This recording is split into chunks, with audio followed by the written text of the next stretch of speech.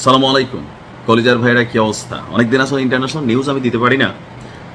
তো আজকের এই নিউজটা অনেক খুশির একটা সংবাদ। বিশেষ করে আমরা যারা ইরানকে সাপোর্ট করি, শিয়া সুন্নি এই মতভেদের বাইরে গিয়ে আমরা যারা ভাবি যে ইরান একমাত্র রাষ্ট্র যারা পশ্চিমাদের মুখের উপরে কথা বলার সাহস করে, যারা জ্ঞান বিজ্ঞান প্রযুক্তিতে আকাশচুম্বী অবস্থান তৈরি করেছে, শুধুমাত্র তাই না, পররাষ্ট্রনীতিতে বন্ধুত্ব তৈরি করতেও ইরান, আপনি দেখেন একটা আরব রাষ্ট্রের কথা বলেন, ইরান রাশিয়ার সাথে ভালো, ইরান উত্তর কোরিয়ার সাথে ভালো, ইরান চীনের সাথে ভালো, আর এই তিনটাই এখন পরাশক্তি হিসাবে মার্কিন যুক্তরাষ্ট্র তথা ন্যাটোকে চ্যালেঞ্জ করে। আমরা যখন ভাবছি যে মার্কিন যুক্তরাষ্ট্রের সামনে ইরান কি লড়াইটা টিকতে পারবে, আমারও তো ভয় লাগতেছিল, কিন্তু ইরান দেখাই দিছে। এর মধ্যে ইরানের জন্য আরেকটা বড় সুসংবাদ, সেটা হচ্ছে এই প্রথমবারের মতন চীন থেকে বিশাল একটা লট যাচ্ছে ইরানের উদ্দেশ্যে। আছে কি এটার মধ্যে?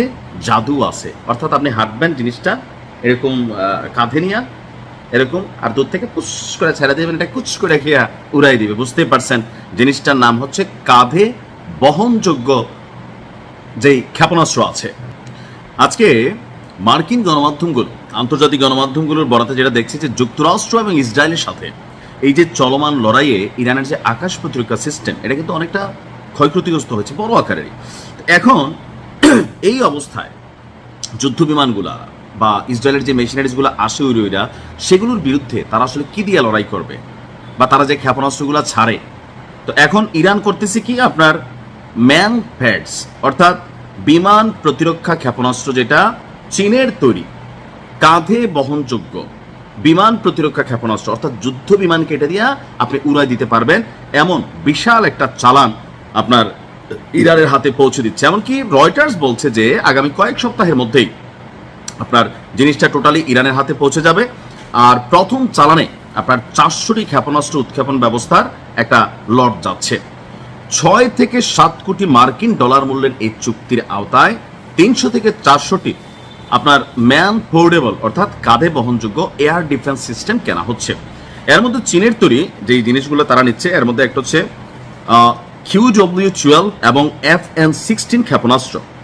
এই দুইটার একটা বিশেষত্ব আছে, এগুলা আপনার শত্রুপক্ষের বিমানকে অথবা ক্ষেপণাস্ত্রকে আইডেন্টিফাই করে এটার পিছনে পিছনে ছড়তে থাকে। অর্থাৎ ধরেন এখন যারা ক্ষেপণাস্ত্র ছাড়ে তারাও কিন্তু প্রতিরক্ষা সিস্টেমকে যেন ফাঁকি দিতে পারে, ওইরকম করে থাকে। আমরা ছোটবেলা ওই খেলতাম না, কি বলে আমার খেয়াল নাই খেলাটার নাম, মানে এরকম ঘর ঘর করা একটা খেলা ছিল, যে আমরা একজনের জনকে দাঁড়িয়া বান্ধি না, দাঁড়িয়া বান্ধা জবি হ্যাঁ, তো ওই খেলার মতনই অনেকটা। তো ক্ষেপণাস্ত্র যারা ছাড়ে তারা জানে যে এখানে এটা বাধাগ্রস্ত হবে, সো তারা এরকম চিংচাং করে মারে। ইরান দেখেন না মারে। তো আবার যখন তারা মারবে তখন যারা ক্ষেপণাস্ত্র প্রতিহত করে তারা করে কি, এটারে আটকানোর সর্বোচ্চ চেষ্টা করে। এখন চীনারা যেটা বানাইছে, এই দুইটা মেশিনের একটা বৈশিষ্ট্য হচ্ছে স্বয়ংক্রিয়ভাবে ক্ষেপণাস্ত্রকে যদি প্রথমবার এটা টার্গেট মিস করে, দ্বিতীয়বার এটা নিজে আবার এটার পিছনে দৌড়াবে, অর্থাৎ ততক্ষণ ছাড়বে না। একটা গান আছে না, মেরা সাত কাপ তাক দোঙ্গে তুম, হ্যাঁ কি জাব তাক তু না হার বলা যাবি, যাই হোক ওইরকম একটা গান আছে, ওই রকম আর কি, অর্থাৎ পিছন ছাড়বে না। এখন ইরানের সাথে চীনের এই যে চুক্তির বিষয়টা যখন গণমাধ্যমে আসছে, তখন কিন্তু মার্কিন যুক্তরাষ্ট্র এটা নিয়ে প্রতিক্রিয়া জানাইছে যে এই মুহূর্তে চীন যদি ইরানের হাতে এটা তুলে দেয়, অর্থাৎ যুক্তরাষ্ট্রের বিরুদ্ধে চীন অবস্থান নিচ্ছে, অর্থাৎ আপনি কেউ কোনো কিছু দিতে পারবে না।